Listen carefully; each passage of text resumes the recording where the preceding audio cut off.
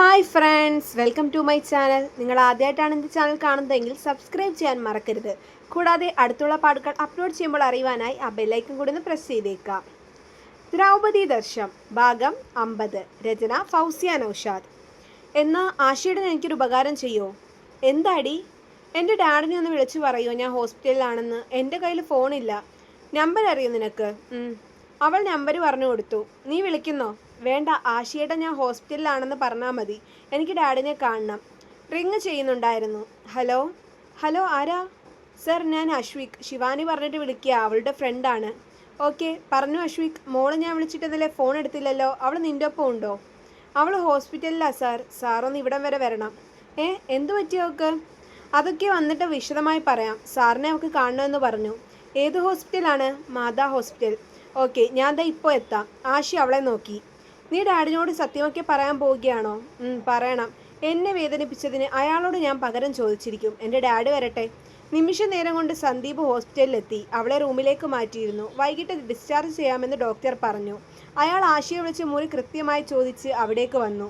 ശിവ അദ്ദേഹത്തെ കണ്ട് എഴുന്നേൽക്കാൻ ശ്രമിച്ചു. ആശി അവളെ സഹായിച്ചു. എന്താടാ ഇത്?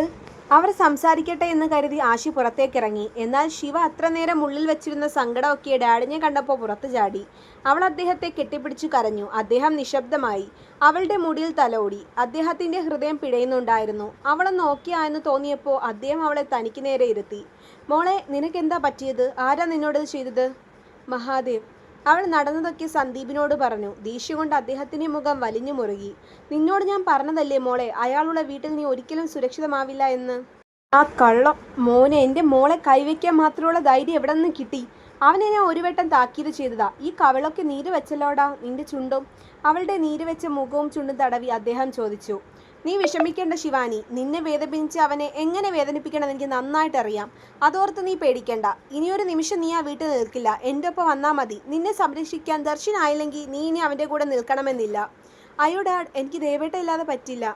നിങ്ങൾക്ക് രണ്ടാൾക്ക് കഴിയാനുള്ള ഇടം ഞാൻ ശരിയാക്കി തരാം. എൻ്റെ മോക്ക് ഡാഡുള്ളപ്പോൾ ഒന്നിനും ഒരു കുറവുമില്ല. നിനക്ക് ചോദിക്കാനും പറയാനും ആരും ഇല്ലെന്ന് കരുതിയോ? സാരമില്ല ഡാഡ്, ഞാൻ നോക്കിക്കോളാം. നീ മിണ്ടരുത് ശിവ. ഇത് പറഞ്ഞിട്ടാണ് ഞാൻ നിൻ്റെ ഒപ്പം എല്ലാത്തിനും കൂടെ നിന്നത്. ഇത്ര കാലം ഞാൻ എല്ലാം നിൻ്റെ ഇഷ്ടത്തിന് വിട്ടു തന്നു. എന്നിട്ടിപ്പോൾ അവസ്ഥ കണ്ടില്ലേ? ഇനി അത് പറ്റില്ല. ഞാൻ പറയുന്നത് കേട്ടാൽ മതി. എൻ്റെ മോളെ നഷ്ടപ്പെടുത്താൻ എനിക്ക് പറ്റില്ല. അദ്ദേഹത്തിന് നല്ല വിഷമവും സങ്കടവും ഉണ്ടായിരുന്നു.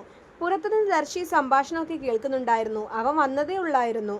എടാ, ശിവയുടെ ഡാഡാണത്. അവൾ കാണണമെന്ന് പറഞ്ഞ് വിളിച്ചതാ. നീ സത്യമൊക്കെ അറിഞ്ഞത് അവൾക്ക് അറിയില്ലല്ലോ. അതുകൊണ്ട് അവൾ എന്നെ കൊണ്ട് വിളിപ്പിച്ചതാ. നിന്നെ ഇപ്പോൾ അവൾ കാണണ്ട. അവൾ ഹോസ്പിറ്റലിൽ നിന്ന് ഇറങ്ങിയിട്ട് നീ അവളോടൊക്കെ പറഞ്ഞാൽ മതി. നീ വാ. ആശി അവനെയും കൂട്ടി അവിടെ നിന്ന് നടന്നു. അദ്ദേഹം നല്ല ദേഷ്യത്തിലാണല്ലോ. ശിവയെ കൂട്ടിക്കൊണ്ടുപോവോ? സാധ്യതയുണ്ട്. അവൾ പറഞ്ഞിട്ടുണ്ട്. അദ്ദേഹം അവളെ തൻ്റെ ദത്തുപുത്രിയായിട്ടല്ല കാണുന്നത്. അവൾ അദ്ദേഹത്തിൻ്റെ സ്വന്തം മോളാണ്. സ്വന്തമെന്ന് പറയാൻ അവളെ ഉള്ളൂ സന്ദീപ് സാറിന്. അതുകൊണ്ട് അവളെ നഷ്ടപ്പെടുത്താൻ സാർ ഒരുക്കമല്ല. അദ്ദേഹത്തിൻ്റെ കോടിക്കണക്കിന് സ്വത്തിന് ഒരേ ഒരു അവകാശി ശിവയാ. ശരിക്കും? ആടാ, അവളിതൊക്കെ എന്നോട് മാത്രമേ പറഞ്ഞിട്ടുള്ളൂ. അവൾക്കും അദ്ദേഹം എന്ന് വെച്ചാൽ ജീവനാ. അല്ല, നീ വീട്ടിൽ പോയിട്ട് എന്തായി? ആരാണെന്ന് വല്ല ക്ലൂ ഉണ്ടോ? ഇല്ല, അവിടെയെങ്ങും അതിൻ്റെ അടയാളങ്ങളൊന്നും ഇല്ല. നിന്റെ അച്ഛനില്ലായിരുന്നു അവിടെ? ഇല്ല. അവർ കുറച്ചുനേരം അവിടെ നിന്നിട്ട് രണ്ടാളും തിരികെ മുറിയിലേക്ക് നടന്നു. സന്ദീപ് പോയിട്ടുണ്ടാവുമെന്നാണ് വെച്ചത്. പക്ഷേ റിസപ്ഷനിൽ വെച്ച് അവർ കണ്ടുമുട്ടി. ദർശിനെയും ആശിയെയും കണ്ട് അയാൾ അവിടെ നിന്നു. നീ ഒന്ന് പുറത്തേക്ക് വന്നേ, എനിക്കൊന്ന് സംസാരിക്കാനുണ്ട്. ദർശ് അയാളുടെ ഒപ്പം ചെന്നു. ഒരു കാര്യം ഞാൻ പറഞ്ഞേക്കാം. നിന്റെ അച്ഛനോട് അസുഖം ഉണ്ടെങ്കിൽ അത് മറ്റാരുടെയെങ്കിലും അടുത്ത് തീർക്കാൻ പറ. അല്ലാതെ എൻ്റെ മോളുടെ മേലല്ല തീർക്കേണ്ടത്. ആ അസുഖം ഞാൻ മാറ്റി കൊടുക്കുന്നുണ്ടെന്ന് നിന്റെ അച്ഛനോട് പറഞ്ഞേക്ക്. പിന്നെ അവൾക്ക് ആരുമില്ലെന്നോ അവളെ ഞാൻ ഇവിടെ ഉപേക്ഷിച്ച് പോവുകയാണെന്നോ ആരും കരുതണ്ട. അവളുടെ നിർബന്ധം കൊണ്ട് മാത്രം ഞാൻ ഉടനെ വരും അവളെ കൂടെ കൊണ്ടുപോകാൻ. ഈ ബന്ധം മതി. അവൾക്ക് യോഗ്യനായ ആളെ ഞാൻ കണ്ടെത്തിക്കോളാം. നിനക്ക് അവളെ സംരക്ഷിക്കാൻ വൈകി നീ ഇനി അവളെ കൂടെ നിർത്തണ്ട.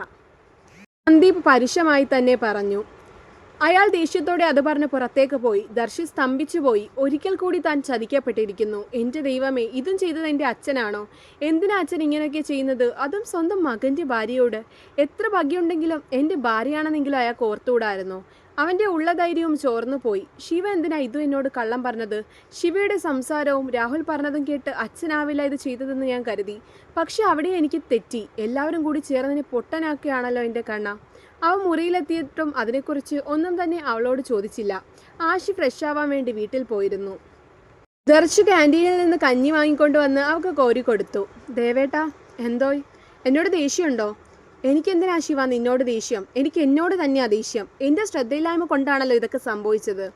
ഏയ് അല്ല, വരാനുള്ളത് വഴി തങ്ങില്ലല്ലോ. എനിക്ക് കുഴപ്പമൊന്നുമില്ല, ഞാൻ സ്ട്രോങ്ങാ. അപ്പോഴേക്കും സുഭദ്രയും മഹാദേവും മുറിയിലേക്ക് വന്നു. അപ്രതീക്ഷിതമായി അച്ഛനെ കണ്ടതും അവന് വല്ലാത്ത ദേഷ്യവും വെറുപ്പും തോന്നി. മഹാദേവിന് സംശയം ഉണ്ടായിരുന്നു അതവൾ അവനോട് പറഞ്ഞോ എന്ന്. അത് ഉറപ്പിക്കാൻ കൂടിയായിരുന്നു മഹാദേവ് അവിടേക്ക് വന്നത്. എന്നാലും എൻ്റെ മോളെ, നിന്നോട് ആരാ ഇത് ചെയ്തത്? ആശു പറഞ്ഞപ്പോഴാണ് അറിഞ്ഞത്. ആരാണെന്ന് ഓർമ്മയുണ്ടോ മോളെ? വന്ന് കയറിയുടനെ സുഭദ്രാമ്മ ചോദിച്ചു. ഇല്ലമ്മ, എനിക്കറിയില്ല. എന്നാലും ഒരു സൂചനയെങ്കിലും. സുഭദ്ര വീണ്ടും വീണ്ടും അവളോട് ചോദിക്കുന്ന കണ്ട് മഹാദേവ് വിഷയം മാറ്റി.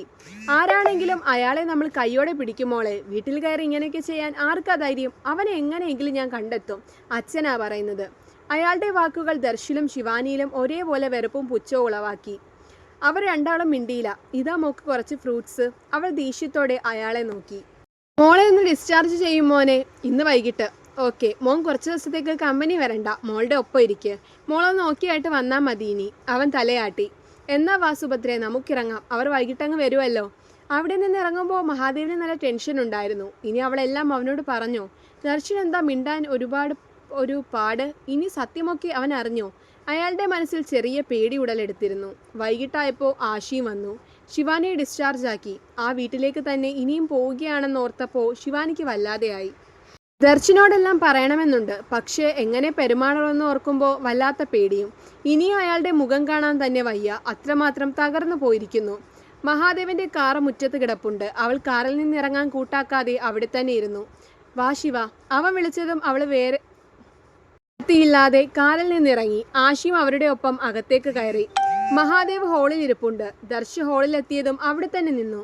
ആഹാ, മക്കളെത്തിയോ? സുഭദ്രേ, ദേ അവരിങ്ങെത്തി. നീ കുടിക്കാൻ എന്തേലും എടുക്ക്. ഞങ്ങൾ കുടിക്കാനും ഇരിക്കാനും വന്നതല്ല. അവൻ്റെ പ്രതികരണം അവിടെയുള്ള എല്ലാവരെയും ഒരുപോലെ ഞെട്ടിച്ചു. കൂടുതലും ശിവാനിയായിരുന്നു ഞെട്ടിച്ചത്. ശിവ, നിനക്ക് നിന്റെ സാധനങ്ങൾ എന്തെങ്കിലും എടുക്കാനുണ്ടെങ്കിൽ വേഗം പോയി എടുത്തിട്ട് വാ. എന്താ മോന് പ്രശ്നം? മഹാദേവ് ആദിയോടെ ചോദിച്ചു. ശിവാനി പോവാൻ മടിച്ചു. കാര്യമറിയാതെ അവിടെ തന്നെ നിന്നു.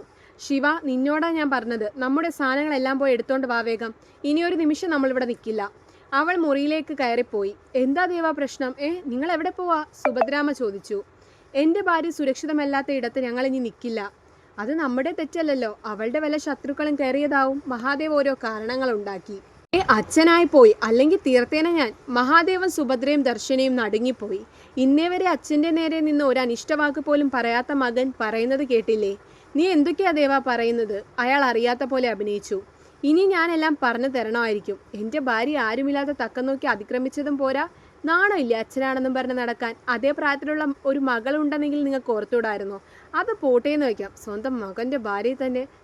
എനിക്ക് നിങ്ങളെ വെറുപ്പാ, നിങ്ങളെ കാണുന്നത് പോലും. മോനെ, നിന്നെ അവളെ എന്തൊക്കെയോ പറഞ്ഞ് തെറ്റിദ്ധരിപ്പിച്ചതാ.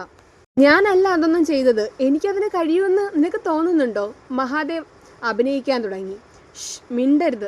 ഇനിയും നിങ്ങളുടെ അഭിനയം കണ്ടുകൊണ്ട് ഞാൻ നിൽക്കുമെന്ന് നിങ്ങൾ കരുതണ്ട.